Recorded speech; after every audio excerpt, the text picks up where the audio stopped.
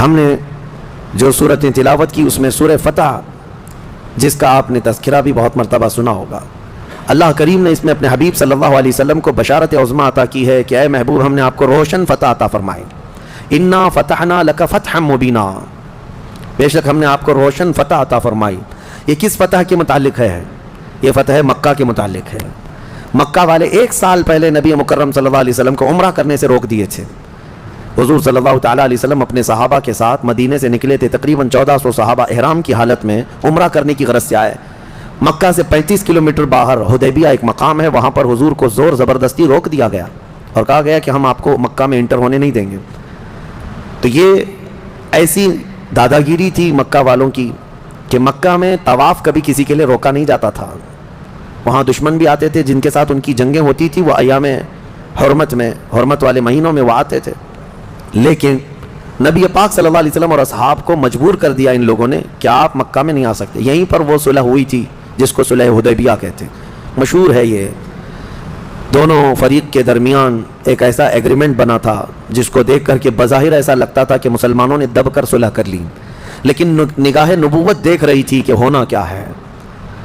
ان عقود میں، جو عقد میں جو لکھا گیا تھا، اس میں یہ تھا کہ اس سال آپ عمرہ نہیں کریں گے، یہیں احرام کھول کر واپس چلے جائیں گے مدینے۔ پھر اس میں یہ لکھا ہوا تھا کہ اگر کوئی مکہ سے بھاگ کر آپ کے ہاں آئے تو آپ اس کو واپس کریں گے، اور اگر مدینے سے کوئی بھاگ کر ہمارے پاس آئے تو ہم اسے واپس نہیں کریں گے، ہم اپنے پاس رکھیں گے۔ یہ زور زبردستی کی ایگریمنٹ تھی۔ اس میں اور بھی بہت ساری چیزیں تھیں۔ حضور پاک صلی اللہ علیہ وسلم نے ہر ایک چیز کو مان لیا تھا۔ حالانکہ صحابہ اکرام رضوان اللہ تعالیٰ علیہ مجمعین اس وقت جو تھے، یہ وہ صحابہ تھے جو بدر لڑ چکے تھے، احد لڑ چکے تھے، خندق ہو چکی تھی، بڑی بڑی جنگوں میں شرکت کر چکے تھے، ان کو تو تجربہ تھا مکہ والوں سے لڑنے کا۔ تو انہوں نے عرض کیا، یا رسول اللہ صلی اللہ علیہ وسلم، آپ اجازت دے دیں، ہم ان کے ساتھ جنگ کریں گے۔ حضور نے منع فرمایا، اللہ کا حکم نہیں ہے۔ تو جنگ کرنے سے حضور نے جو منع کیا، صحابہ اکرام رضوان اللہ تعالیٰ علیہ مجمعین میں ایک عجیب سی کشمکش تھی۔ روایت میں سیدنا عمر ابن خطاب رضی اللہ تعالیٰ حضور پاک صلی اللہ علیہ وسلم کے پاس آئے، کہا کہ یا رسول اللہ، کیا ہم حق پر نہیں ہیں؟ کہا بالکل حق پر ہیں۔ کہا ہمیں جنگ کی اجازت کیوں نہیں دی جا رہی؟ حضور پاک صلی اللہ علیہ وسلم نے فرمایا، عمر میں جو دیکھ رہا ہوں وہ تم نہیں دیکھ سکتے۔ حضرت عمر کئی صحابہ کے پاس گئے، یہاں تک کہ حضرت ابو بکر کے پاس گئے۔ حضرت ابو بکر صدیق سے کہا، اے ابو بکر، تمہیں پتہ ہے رسول اللہ صلی اللہ علیہ وسلم کیا فیصلہ کر رہے ہیں؟ کہا جنگ کی اجازت نہیں دے رہے ہیں، اور وہ بھی صلح ایسے کافروں سے دب کر کے ہو رہی ہے۔ حضرت ابو بکر صدیق نے سنا اور اس کے بعد ان کا کندھا پکڑ کر کے ہلایا ان کو، حضرت عمر کو، کہا الزم غرضک یا عمر، اے عمر اپنی عزت کو سنبھال کر بات کر، غیرت میں رہ کر کے بات کر، اس لیے کہ وہ اللہ کے رسول ہیں، عام انسان نہیں ہیں، ان کا جو فیصلہ ہے وہی شریعت ہے۔ حضرت عمر رضی اللہ تعالیٰ عنہ اس کے بعد ایک جملہ بھی نہیں کہے۔ فرماتے ہیں اس دن دیکھا کہ صدیق اکبر کا ایمان کیا ہے۔ ہماری طبیعت مانے نہ مانے، رسول کا جو فیصلہ ہے وہی حق ہے، وہی حق ہے۔ حضرت عمر رضی اللہ تعالیٰ عنہ کا یہ معاملہ تھا۔ اس کے بعد صلح تو ہوئی۔ اتفاق دیکھیں، اس وقت ابھی صلح مکمل ہونے سے پہلے ہی ایک صحابی تھے جو مکہ سے جان چھڑا کر کے ان کے پاس آ گئے تھے۔ ان کو بہت ظلم کیا جاتا تھا۔ نبی پاک صلی اللہ علیہ وسلم کے صحابہ کے پاس آئے، ان کو بہت مارتے تھے مکہ والے، جان چھڑا کر کے آئے، صحابہ کے درمیان آئے تو خوش ہو گئے۔ لیکن مکہ کے کفار و مشرکین نے کہا ہمارا ایگریمنٹ ہے کہ ہمارے ہاں سے بھاگ کر کے کوئی آئے گا تو آپ اسے واپس کریں گے۔ حضور صلی اللہ علیہ وسلم نے صحابہ سے کہا کہ ان کو واپس بھیج دو۔ کس دل کے ساتھ بھیجتے مجھے بتائیں؟ وہ ایک مظلوم، مار کھا رہے ہیں مکہ میں، ساری چیزیں ہیں، صحابہ اکرام وہ مکہ کے کفار کے سامنے اڑ گئے کہ کوئی ان کو چھو کر کے دکھاؤ، لیکن فرمان رسول آ گیا، اے میرے صحابہ چھوڑ دو، ہم عہد کے پابند ہیں، ہم عہد و پیمان والے ہیں۔ تو مجبوراً ان کو چھوڑنا پڑا۔ وہ گئے، روتے روتے گئے، فریاد کرتے گئے، لیکن رسول کریم صلی اللہ تعالیٰ علیہ وسلم کی یہ جو صلح ہوئی، واپس تو مدینے آئے، تب یہ سورہ نازل ہوئی جس میں اللہ تعالیٰ نے یہ ارشاد فرمایا، لقد صدق اللہ رسولہ الرؤیا بالحق لتدخلن المسجد الحرام ان شاء اللہ آمنین محلقین رؤوسکم ومقصرین لا تخافون۔ اللہ تعالیٰ اپنے رسول کا خواب سچ کر دکھایا، بے شک کہ ضرور ضرور رسول آپ داخل ہوں گے مسجد حرم میں، وہ بھی امن و امان کے ساتھ مسجد حرم میں آپ آئیں گے۔ ہوا یہ کہ اس وقت حضرت عثمان غنی کو بھیجا گیا تھا مکہ کے حالات دیکھنے کے لیے۔ حضرت عثمان مکہ والوں میں معزز تھے، ان کی لوگ عزت کرتے تھے۔ حضرت عثمان غنی آئے، بات چیت کی غرض سے آئے تو وہاں جتنے کفار و مشرکین کے سردار تھے انہوں نے دیکھا اور کہا عثمان تم سے ہماری دشمنی نہیں ہے، دیکھو ہم محمد صلی اللہ علیہ وسلم اور ان کے ساتھیوں کو آنے نہیں دیں گے مکہ میں، اور رہی بات عمرہ کی، تم احرام کی حالت میں آئے ہو، احرام کی حالت میں حرم میں آ گئے مکہ میں، کہا تم چاہو تو اپنا طواف کر کے عمرہ مکمل کر لو اور جاؤ۔ حضرت عثمان غنی نے کہا قسم خدا کی یہ احرام آخری سانس تک بھی باقی رکھنا پڑے تو رکھوں گا، بغیر میرے مصطفیٰ کے عمرہ نہیں کروں گا۔ وہاں پہنچ کر کے بھی انہوں نے خانہ کعبہ کا طواف نہیں کیا، خانہ کعبہ کا طواف نہیں کیا، عمرہ نہیں کیا، ویسے ہی چلے آئے۔ اسی کو امام اہل سنت فاضل بریلوی نے فرمایا نا، طیبہ نہ صحیح افضل مکہ ہی بڑا ظاہر، ہم عشق کے بندے ہیں کیوں بات بڑائی ہے۔ لوگ یہ مکہ مدینہ کی فضیلت میں ڈسکس کرتے رہ جاتے ہیں، مسئلہ یہ ہے کہ صرف خانہ کعبہ ہی نہیں، اصل عظمت مصطفیٰ ہے، یہ نہ ہو تو پھر خانہ کعبہ کے لاکھ چکر بھی کسی کام کے نہیں۔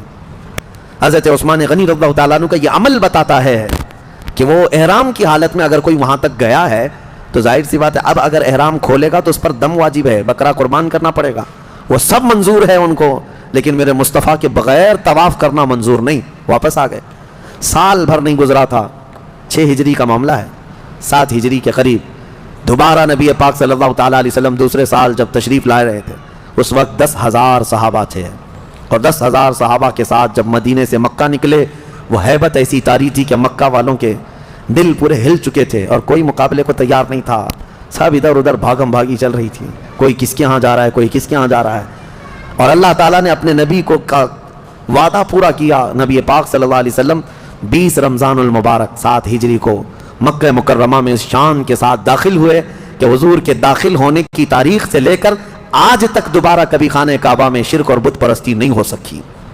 حضور پاک صلی اللہ علیہ وسلم نے جو پاک کیا اور خانہ کعبہ کو جو اور مسجد حرم کو جو پاک کیا، بہرحال یہ فتح مکہ میں نے اس سے قبل بھی بتایا تھا، تو یہ روشن فتح جس کا ذکر سورہ فتح میں آیا ہے یہ فتح مکہ ہے۔ یہاں ایک مسئلہ ہے، عقیدے کی بات بھی ہے، میں عرض کیے دیتا ہوں۔ اس آیت میں اللہ نے فرمایا لِيَغْفِرَ لَكَ اللَّهُ مَا تَقَدَّمَ مِن ذَنبِكَ وَمَا تَأَخَّرَ، اللہ نے آپ کو روشن فتح عطا فرمائی۔ اب آگے کا جو آیت کا ٹکڑا ہے جو میں نے تلاوت کیا، غور سے توجہ، تاکہ اللہ تعالیٰ آپ کے اگلے پچھلے گناہوں کو معاف کر دے۔ بہت سارے لوگوں نے یہی کہا، آپ کے اگلے پچھلے گناہوں کو معاف کر۔ مارکیٹ میں ملنے والے بہت سارے قرآن کے ترجمے ہیں، ان میں اٹھا کر دیکھو تو یہی ترجمہ ہے، اے رسول آپ کے اگلے پچھلے گناہوں کو اللہ تعالیٰ معاف کر دے، اس لیے روشن فتح عطا کی تاکہ آپ کے اگلے پچھلے گناہوں کو معاف کر دے۔ ترجمہ کرنے والوں سے کوئی یہ سوال کرے کہ بھائی بتاؤ تو صحیح آپ کے رسول کے اگلے گناہ کون سے تھے، پچھلے گناہ کون سے تھے جس کی معافی کا اللہ نے یہاں بیان کیا ہے، جبکہ عقیدہ تو ہمارا یہ ہے کہ نبی معصوم ہوتے ہیں اور میرے آقا تو سید المعصومین ہیں، تو کون سے گناہ ہیں؟ اسی لیے ہم کہتے ہیں نا ہر کتاب کو اٹھا کر پڑھ لینے کا نام علم نہیں۔ ہاں جیسے آج گوگل کے بہت سارے شاگرد ہیں بیچارے، گھس جاتے ہیں کسی میں بھی، تمہیں اگر کہیں لکھا ہوا دکھ گیا اسلام تو یہ ضروری نہیں کہ اسلام ہی ہے، یہاں تو ہزاروں رہزن ہیں لباس خضر میں ہیں، ہاں بہت سارے معاملات ہیں لباس خضر میں ہیں، ہاں بہت سارے معاملات ہیں، کس سے پڑھ رہے ہو کس سے لے رہے ہو یہ دیکھنا ضروری ہے۔ قرآن کا ترجمہ کئی لوگوں نے کیا اس طرح سے، لیکن آؤ بریلی کے انداز میں فرمایا اے رسول ہم نے آپ کو روشن فتح عطا کی تاکہ آپ کے اگلوں اور پچھلوں کے گناہ معاف کر دیے جائے۔ کتنا بڑا فرق ہے آپ کے اگلے اور پچھلے میں اور آپ کے اگلوں اور پچھلوں میں، کتنا بڑا فرق ہے۔ آپ کے ذریعے سے اے رسول آپ کی وجہ سے آپ کی برکت سے اللہ آپ کے اگلوں اور پچھلوں کے گناہ معاف کرے۔ اس میں عقیدہ بھی سلامت ہے، عصمت کا اور بارگاہ رسالت کا ادب بھی محفوظ ہے۔ یہ ہے اسی لیے ہم کہتے ہیں کہ جو لوگ ٹھوکر کھائے وہ ایسے ہی لوگ ہیں جو بے عشق رسول پڑھتے رہے یا بے عشق رسول قرآن کا ترجمہ کرتے رہے۔ میں نے بہت قبل آپ کو تفسیر میں بتایا تھا، اللہ نے فرمایا قد جاءکم من اللہ نور و کتاب مبین، تحقیق کہ تمہارے پاس اللہ کی طرف سے ایک نور آیا اور ایک روشن